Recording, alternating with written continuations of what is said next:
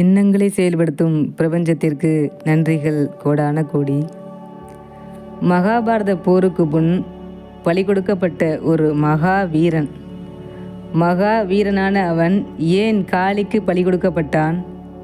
இறந்த பின்னும் முழு போரையும் தன் தலையை மட்டும் வைத்து ரசிக்க எவ்வாறு வரம் வாங்கினான்? அந்த வீரன் யார் என்ற சுவாரஸ்ய கதையை தெரிந்து கொள்ள தொடர்ந்து காணொளியை காணுங்கள். அந்த மகா வீரனின் பெயர் அரவான். அரவான் வேறு யாரும் இல்லை, அர்ஜுனனின் மகன்.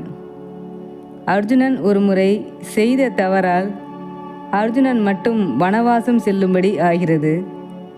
அங்கு கங்கை கரையில் நாகக்கன்னியை காண நேர்கிறது. அவளின் பெயர்தான் உலுப்பி. உலுப்பியின் வலுக்கட்டாயத்தால் அவளை திருமணம் செய்து கொள்கிறான் அர்ஜுனன். இவர்களுக்கு பிறந்த குழந்தையே அரவான். வனவாச காலம் முடிந்த பின் அர்ஜுனன் நாடு திரும்புகிறான். உலுப்பியின் வாக்குப்படி வனவாச காலத்தில் நடந்தவைகளை முழுமையாக மறந்து விடுகிறான் அர்ஜுனன். இங்கு நாக தேவதையின் மகனாக மிகவும் பலசாலியாகவும் வில் வீரனாகவும் வளர்கிறான் அரவான். பாண்டவர்களின் கடும் பயணத்திற்கு பின் வேறு வழி இல்லாமல் போருக்கான தேதி குறிக்கப்படுகிறது. போருக்காக படைகளை திரட்டுகின்றனர் பாண்டவர்களும் கௌரவர்களும். சகாதேவனிடமே போருக்கான நாளை குறித்து வாங்குகிறான் துரியோதனன். போருக்காக சாமுத்திரிகா அம்சம் பொருந்திய ஒருவனை பலி கொண்டால் வெற்றி பெறலாம் என்கிறார் சகாதேவன். யார் அந்த சாமுத்திரிகா அம்சம் பொருந்தியவர் மாமா என சகுனியிடம் ஆலோசனை கேட்கிறான் துரியோதனன். சகுனியோ, மருமகனே சீக்கிரம் செல், அரவான்தான் இதற்கு சரியானவன், அவனை பலி கொடுத்தால் வெற்றி நிச்சயம் என்கிறான் சகுனி. துரியோதனனும் அரவானை சந்திக்க செல்கிறான். போர் நடக்க இருப்பதையும் அதற்கு களபலி கொடுக்க நீ சம்மதிக்க வேண்டும் என்றும் கேட்கிறான். தன் பெரியப்பாதான் வந்துள்ளார் என்பதை அறிந்த அரவான் சம்மதம் தெரிவிக்கின்றான். வரவேண்டிய நாளை கூறிவிட்டு செல்கிறான் துரியோதனன். கிருஷ்ணர் இங்கு பாண்டவர்களிடம் களபலி பற்றி பேச்சுவார்த்தை நடத்துகிறார். இவர்களும் அரவான்தான் சரியான ஆள், எனவே அரவானை சந்தித்து சம்மதம் பெறுவோம் என கிருஷ்ணரும் பாண்டவர்களும் அரவானை சந்திக்க செல்கின்றனர்.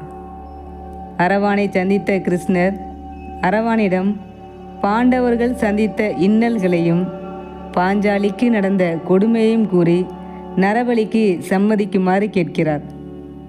அதற்கு அரவானோ, கிருஷ்ண பகவானே, நேற்றுதான் பெரியப்பா துரியோதனன் வந்தார், அதனால் நான் வாக்கை அவருக்கு கொடுத்து விட்டேன், வாக்கு மீறி இனி வர முடியாதே என்பார்.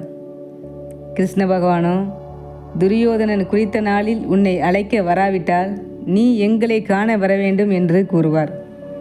அதற்கு அரவானோ சம்மதம் தெரிவிக்கிறான். கிருஷ்ணரும் பாண்டவர்களும் செல்கின்றனர்.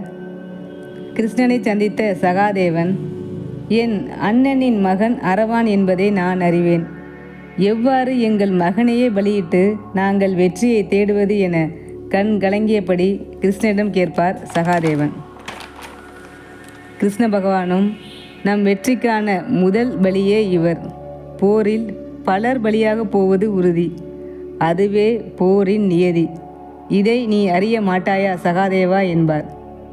கண் கலங்கியபடியே சகாதேவன் செல்வார். கிருஷ்ணர் தன் லீலையை தொடங்குவார். அமாவாசைக்கு முன்தினமே தர்ப்பணம் செய்வார். இதை கண்ட துரியோதனன் அமாவாசை இன்றா என குழம்பி நிற்பான். இதனால் போருக்கான ஒரு நாள் தள்ளி போகும்.